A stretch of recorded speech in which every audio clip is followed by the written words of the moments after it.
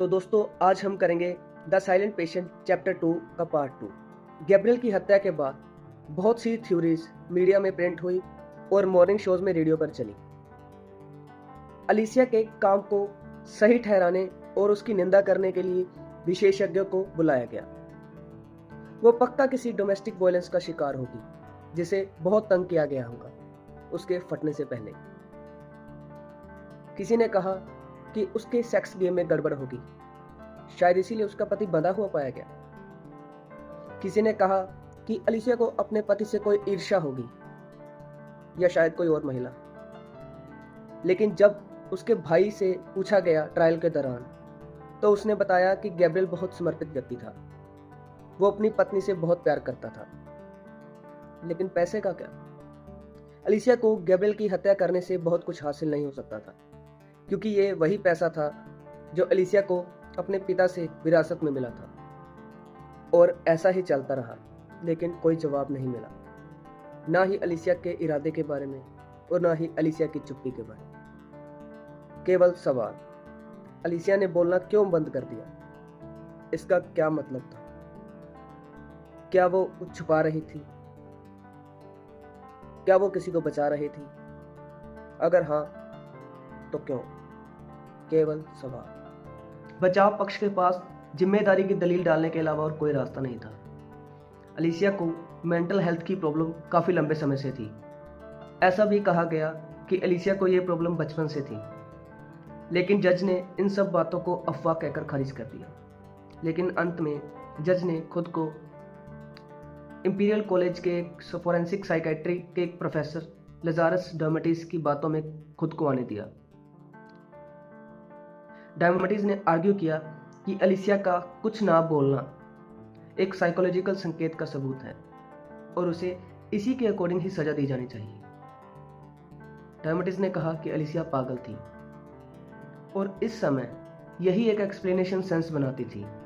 तभी कोई एक आदमी को चेयर से बांधेगा जिससे अलिसिया इतना प्यार करती थी और उसको इतनी नज़दीक से उसके फेस पर गोलियां दाग देगा, और फिर कोई पछतावा नहीं, कोई स्पष्टीकरण नहीं और कुछ भी नहीं बोली वो।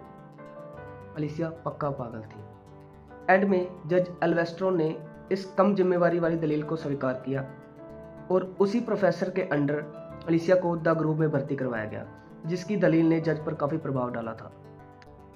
सच में अगर अलिसिया पागल नहीं थी और वो चुप रहने का नाटक कर रही थी ताकि वो जूरी के सामने इसका फ़ायदा उठा सके और उसके लिए काम कर गया होता और उसे एक लंबी सज़ा से बचा लिया होता, अगर वो ठीक हो जाती और कुछ टाइम बाद उसे छुट्टी मिल जाती, तो ऐसे में निश्चित रूप से उसे ठीक होने की एक्टिंग शुरू कर देनी चाहिए थी।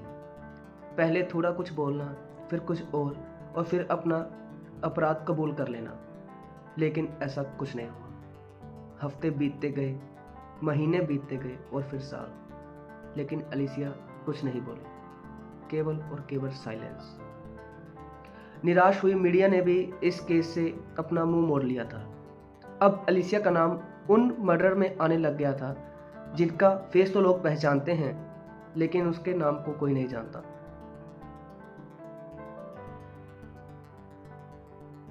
लेकिन सभी लोग नहीं, मेरे जैसे कुछ लोग आज भी इस बात में इंटरेस्टेड थे कि अलिसिया की साइलेंस की क्या मिस्ट्री थी। एक साइकोथेरेपिस्ट होने के कारण मुझे यह स्पष्ट था कि अलिसिया अपने पति की मौत के कारण सदमे में चली गई थी और उसकी चुप्पी इसी बात को दिखा रही थी। वो इस बात को स्वीकार नहीं कर पा रही, इसीलिए वो एक टूटी हुई कार की तरह रुक गई। मैं अलिसिया की मदद करना चाहता था। मैं उसे उसकी कहानी बताने और उसकी मेंटल हेल्थ को ठीक करने के लिए उसकी मदद करना चाहता था। मुझे अलिसिया के लिए सिंपैथी थी, लेकिन मैं पहले ही ब्रॉडमोर में काम कर रहा था और अलिसिया को ठीक करना मेरे लिए एक फैंटेसी के जैसा था। लगभग 6 साल बाद द ग्रुप में फोरेंसिक साइकोथेरेपिस्ट की पोस्ट खाली हुई। मैंने अपने गट को फॉलो किया और इस पोस्ट के लिए अप्लाई कर दिया। यहाँ पर चैप्टर 2 खत्म होता है और अब हम मिलते हैं अगली वीडियो में चैप्टर 3 के साथ। तब तक के लिए थैंक्स फॉर वॉचिंग।